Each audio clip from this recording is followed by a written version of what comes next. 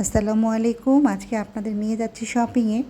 আজকে আমি স্কুলের জন্য কিছু কেনাকাটা করব, সঙ্গে বাসারও কিছু কেনাকাটা আছে। তো চলেন যাওয়া যাক শপিংয়ে। তো আমরা আসছি এখন সলিমুল্লাহ রোডে। তো আজব রোডে গেছিলাম, ওখানে আমাদের ভালো লাগে নাই। ড্রয়ার সিস্টেমের কি আছে দেখালেন?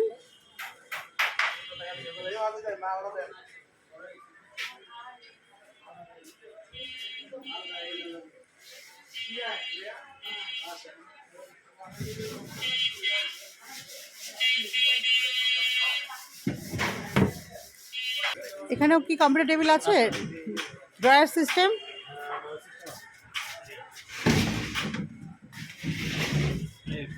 না, আমি পড়ার টেবিল দিব না,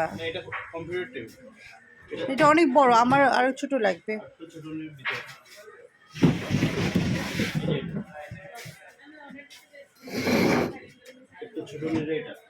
না, এটাও তো বেশ বড়।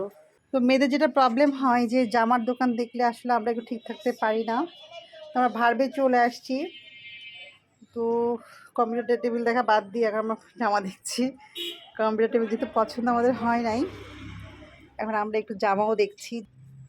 দাম দেখেছেন? দাম মাত্র হলো 1450 টাকা। এটা কি আপনার নিউ শপ নাকি? যে ভার্ব, এই দোকানের নাম হলো ভার্ব, সলিমুল্লাহ রোডে আর কি। ধরেন আপনি আপনার গায়ে ধরেন। আচ্ছা, এটা ওড়না কিরকম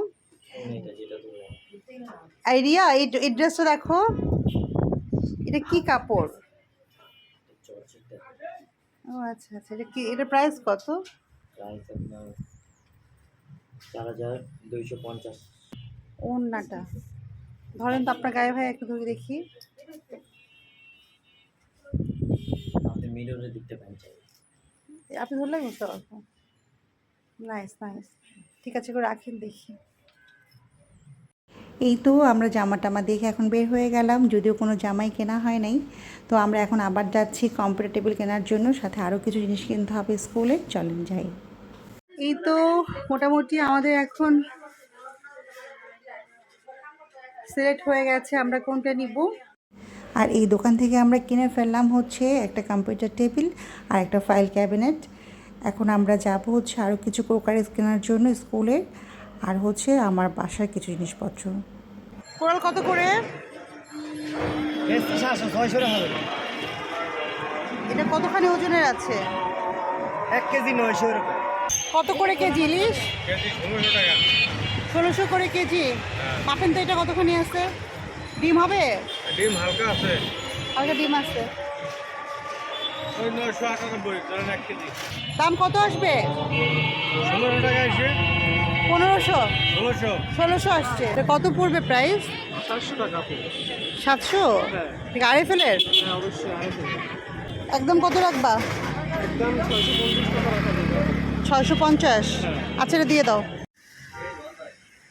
এ কি নোয়া না? ঠিক আছে, এটা দিয়ে দেন।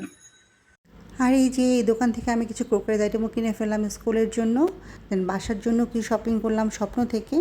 এখন বিল দিব। হ্যাঁ, 01754559। এই তো বিল দিয়ে ফেললাম। আজকে এ পর্যন্ত, সবাই ভালো থাকবেন। আল্লাহ হাফেজ।